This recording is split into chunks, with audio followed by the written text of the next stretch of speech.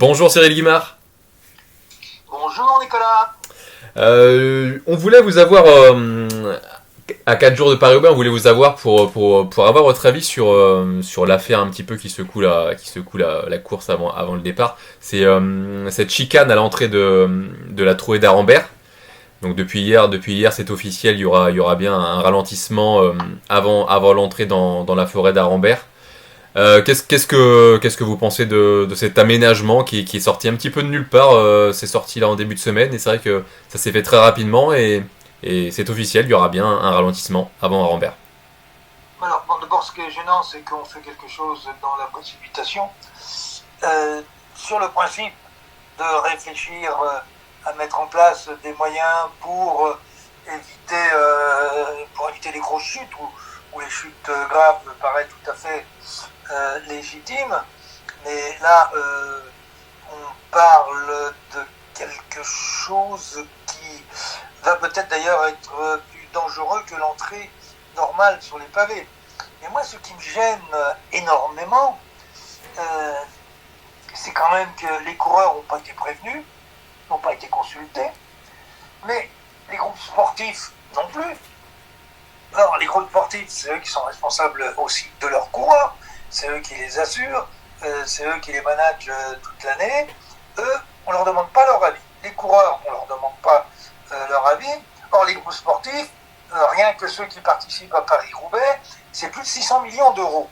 Et on ne leur demande pas leur avis.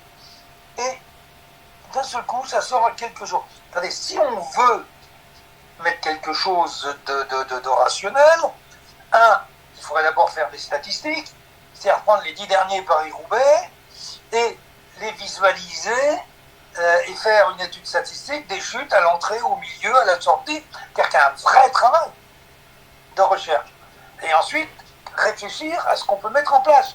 Là, c'est absolument n'importe quoi. Je vais vous poser une question. Est-ce que sur le terre-plein, on va fermer le terre-plein, que les coureurs vont contourner, ou on va laisser la possibilité, en cas de chute à des coureurs, de pouvoir s'échapper sur le terre-plein? L'information que j'ai, non, ce sera fermé. C'est-à-dire que si tu as la possibilité d'éviter une chute en sautant sur le terre-plein, eh bien, tu ne pourras pas parce qu'il y aura la barrière. Ou des trucs en mousse, etc.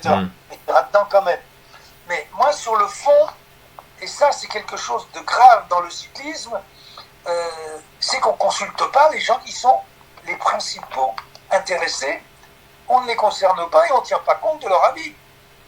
C'est-à-dire que d'un seul coup, il y a le responsable du CPA, qui est une commission de l'UCI, qui dit attention, c'est trop dangereux. Et ASO dit oui, ok. Alors moi, je vais demander à ASO et à M. Gouvenot, qui est très simple. Moi, j'en ai marre de voir des tas de 30 coureurs sur la route. J'en ai marre. Et ça finit par me dégoûter. Mais est-ce qu'on interdit les oreillettes? À ASO, est-ce qu'ils interdisent les oreillettes sur le Tour de France et sur leur cours? Non. Or, c'est là le plus grand danger des coureurs, c'est les oreillettes, les ordinateurs, avec les GPS. Bon, attendez, il faut arrêter. Si on veut s'occuper de sécurité, c'est pas que Paris-Roubaix, c'est l'ensemble du calendrier. Et si on veut protéger les coureurs, eh bien, ne leur imposons pas des outils qui leur fait perdre leur vigilance, leur capacité de réaction.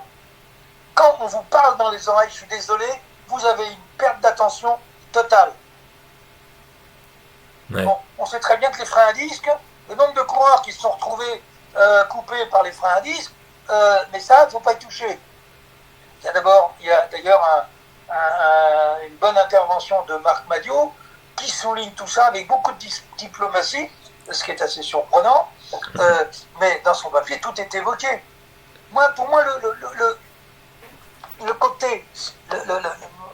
côté important, c'est pourquoi on fait ça à 4 jours ou à 5 jours, sans informer personne et sans aller au fond des problèmes de sécurité.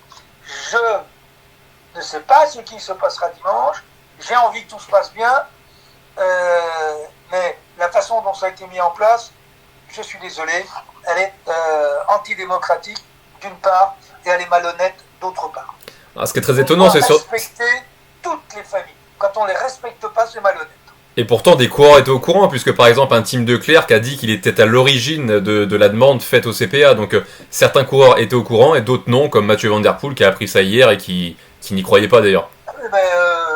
Non, mais qu'il soit à l'origine, qu'il y ait des coureurs qui aient été plus ou moins consultés. Maintenant, donnez-moi les timings, les réunions qui ont été faites, les analyses qui ont été faites. Non, on est parti sur une réflexion. Ah ben il y a 4 ou 5 coureurs, hop, on va...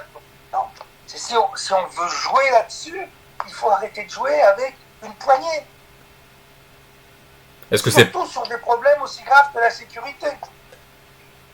Est-ce que c'est pas la chute d'à travers la Flandre avec Van Aert, Pedersen et tout qui a un peu provoqué cet état d'urgence chez certains coureurs et par conséquent chez le CPA? Alors qu'ils s'expriment correctement. Et à ce moment-là, qu'ils prennent la sécurité dans leur globalité. Vous savez, moi, il y a quelque chose qui me choque sur la chute de Van Aert. Vous avez Tige Benoît qui dit « Ah, il m'a demandé d'accélérer. » Et je me suis mis en danseuse et il touche ma roue. Il avait les mains où? Est-ce qu'il n'était pas... Est-ce qu'à l'oreillette, il n'a pas dit « Tu peux accélérer ?» Si l'autre, il se met en danseuse devant, tu touches la roue, mais ça, personne n'en parle. Et c'est pas le seul cas. Oui, on sait que globalement les problèmes de sécurité est vraiment vaste et qu'il y a plein de choses à revoir parce que on a l'impression que les chutes se multiplient et que ça va être ça va vraiment dans le très bon sens. Je confirme, elles se multiplient et dans toutes les courses, même chez les amateurs. On parle beaucoup du comportement des coureurs, de la vitesse, ça c'est des choses aussi à revoir. La vitesse, ça ira toujours de plus en plus vite de toute façon. La Formule 1 a fait en sorte... Si on regardait sur des records en athlée là, depuis 50 ans, que ce soit le 1500, le 3000 ou le 5000, vous avez une courbe d'augmentation de la vitesse, donc de la chute des chronos, mais dans toutes les disciplines, ça va de plus en plus vite. Mais il faut être capable, il faut être capable d'anticiper ce genre de choses. C'est pas le jour où ça va trop vite qu'il faut le dire. Il faut mettre les moyens avant.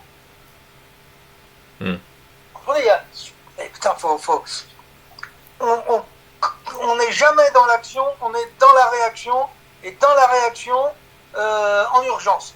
Donc on fait toujours du mauvais boulot. C'est ça. Ça aurait pu être beaucoup mieux fait si ça avait été pris bien plus tôt. Oui, mais quand vous commencez à dire quelque chose, si ça n'intéresse pas les autorités, c'est champ de Beaumer, t'auras une belle cage, les chiens à bois, la caravane passe. Là, on fait un buzz. On n'a plus qu'à croiser les doigts pour que tout se passe bien dimanche. Oui, mais ça se passera peut-être bien dimanche, mais pas l'année prochaine.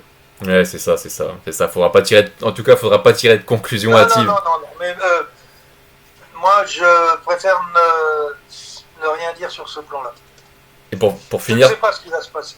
Pour finir, Cyril, un petit mot sur le sportif pour dimanche. Est-ce qu'on peut voir Mathieu Van Der Poel battu, objectivement? S'il tombe pas à la chicane, il peut gagner, effectivement. Et jusqu'à présent, il est jamais tombé à l'entrée des pavés. Et est-ce que c'est plus dur de gagner Paris-Roubaix que le Tour des Flandres? Non, dans les deux cas, il faut être le plus fort. Et il est certainement le plus fort. Mais pour l'instant, il semble être le plus fort. Pedersen est quand même un adversaire sérieux. Ok, merci Cyril Guimard pour cette intervention et puis puis je vous dis à la prochaine et puis bonne course dimanche. Moi, elle sera bonne de toute façon. Ça marche. Il n'y aura pas de chicane. Merci Cyril. Des chicaneries. Merci.